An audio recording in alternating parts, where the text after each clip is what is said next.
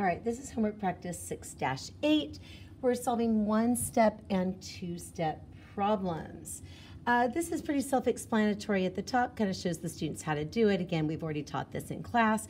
So let's go ahead and go down to the meat of the actual homework that they're going to do.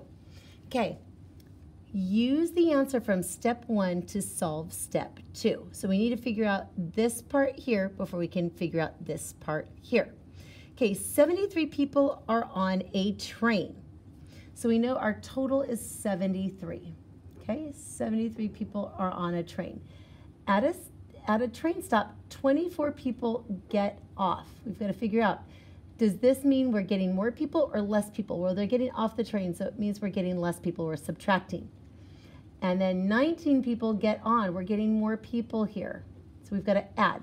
So we've got to figure out what our first step is. Our first step is we need to do our first equation, 73 minus 24. So 73 minus 24. These little circles here are for the students to put addition, subtraction, or equal signs inside. So we know on one side we already have 24, okay? So 73 minus 24, 3 minus 4 will not work. We are going to have to regroup. That 6 is going to become a 7. We're going to group one group of 10 over. 3 plus 10 becomes 13. 13 minus 4 is 9, and 6 minus 2 is 4. So we know here, to finish our bar diagram, that 73 is 24 plus 49. Okay, that's what we have added together. We have 49 people left when we get off the train. Okay, so we have 49 people. And then 19 people get on. We know we're adding. So right here, we're going to put add, a plus sign, and we get 19 more people. So we have 49 plus 9. 9 plus 9 is 18. We can't put 18 here. We can only, because this is a ones column, we can put the 8 here and the 1 over here in the tens column. 1 plus 4 is 5, plus 1 more is 6, 68. So in our total for our bar diagram, our total is 68, and that is made up of 49 plus 19.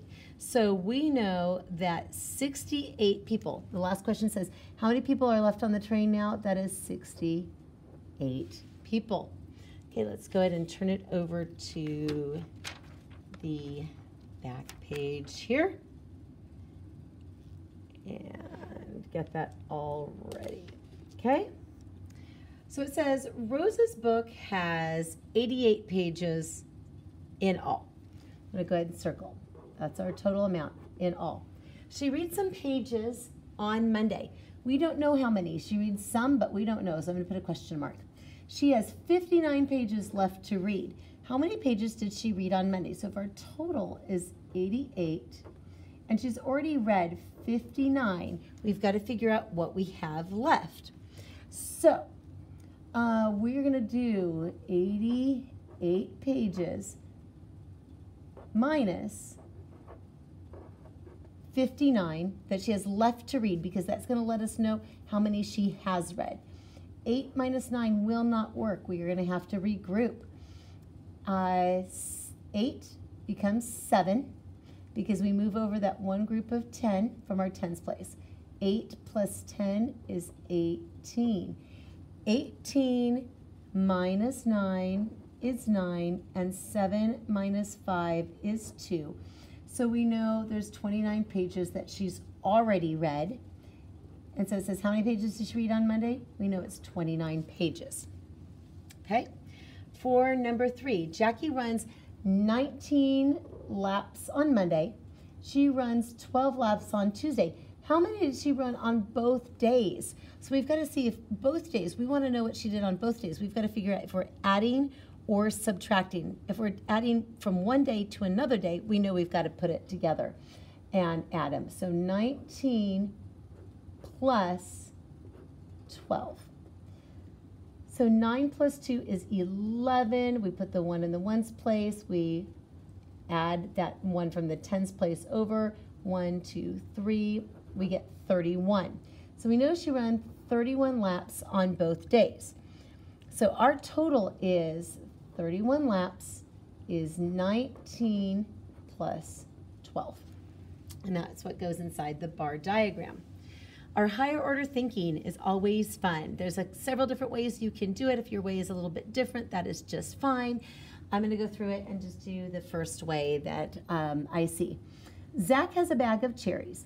He gives 18 cherries away to Tim and 18 to Janet. Sometimes I like to draw pictures. So let's say this is his bag of cherries. He gives 18 to Tim. I'm going to put a T for Tim, and 18 J for Janet. Now he has 25 cherries. So he gave away those, and now he has in his bag left over, so here's his little bag, he has 25 cherries left. How many cherries did Zach have to start? So there's a couple different ways we can do it. What I'm going to start with is how many cherries he gave away at the beginning. So we had 18 cherries plus 18 more cherries. So 18 plus 18, let's go and do that here. 18 plus 18, 8 plus 8 is 16. We drop down the 6 in the ones place, 1 in the tens place, 1, 2, 3 is 36. So we know he gave away 36. Then he had 25 cherries left over. So I'm going to move that 36 right down here, okay, because he had 36, and now he has 25 left over. So we're adding backwards to find a total, basically, is what we're doing. So 36 plus 25. Let me do that down here. 36 plus 25. 6 plus 5 is 11, 1 in the ones place.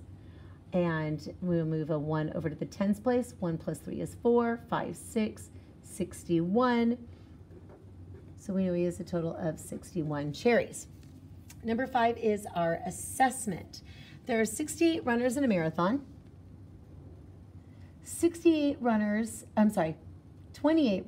finished the race. Then 32 more runners finished the race. How many runners have not finished the race? So which pair of equations can you use to solve this problem? Well, we know we have 68. So we're going to figure out which ones we can use to solve the problem. Okay, we have 68 runners in a marathon total. Okay, so I'm going to do 68. 28 runners finished the race. So we can subtract 28 from that right away because we're subtracting that from the total. 8 minus 8 is 0. 6 minus 2 is 4. So what I like to do is process of elimination. We need 68 minus 28 is 40. We don't have that here. We don't have that here. We do have 68 minus 28 is 40 here. 68 minus 28 is 40 here. So I'm going to go ahead and just mark those off. Then it says, then 22 more runners finished the race. So we had 40 here. I'm going to subtract 22 from that now. 0 minus 2 will not work, so we've got to regroup. That becomes 10. That becomes a 3. 10 minus 2 is 8, and 3 minus 2 is 1. So let's take a look over here at our answers. We know the top row is right. This one has an 18 as our difference. This one is adding together. We know we're not going to add because we're trying to figure out how many are left. So we know that the answer needs to be C for that one.